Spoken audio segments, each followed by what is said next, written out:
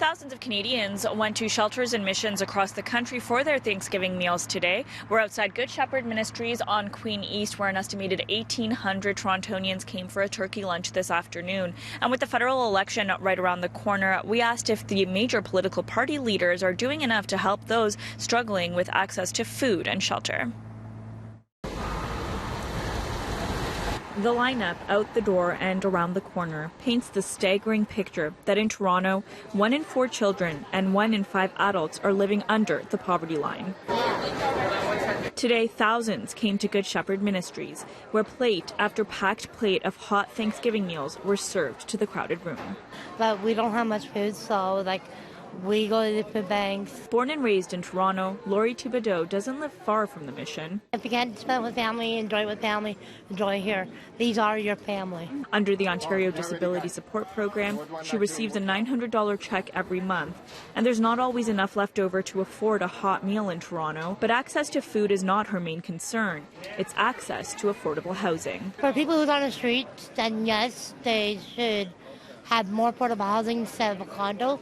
Because they're building condos these days, and condos not good for people who not have housing. It is a sentiment echoed by many in the room in similar financial situations.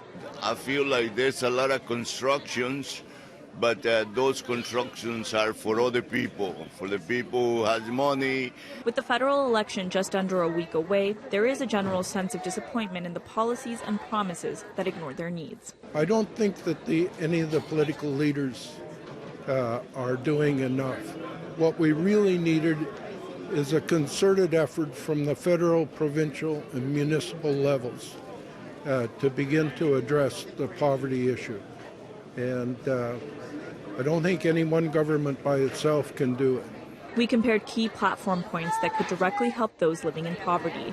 On affordable housing, the Liberals have promised under Canada's National Housing Strategy they'll invest $200 million to build 4,000 new affordable housing units over 5 years. The NDP have promised to invest $5 billion on affordable housing in their first 18 months in office to create 500,000 new affordable units in 10 years. The Conservatives haven't made any promises specific to affordable housing, but say they will make surplus federal real estate available to help increase the supply of housing and introduce a Build More Homes competition to encourage municipalities to create supply. On minimum wage, the Liberals and NDP have both promised to put in place a federal minimum wage of $15 an hour, while the Conservatives won't increase it. On transit, the Conservatives say they will provide relief for transit users by introducing a credit for the purchase of public transit passes. The Liberals will provide $3 billion in stable transit funding and transition to electric transit, and the NDP will move to 100% electric transit and introduce free public transit. There can be more done, but it's like when you have zero and you get something, it's a help.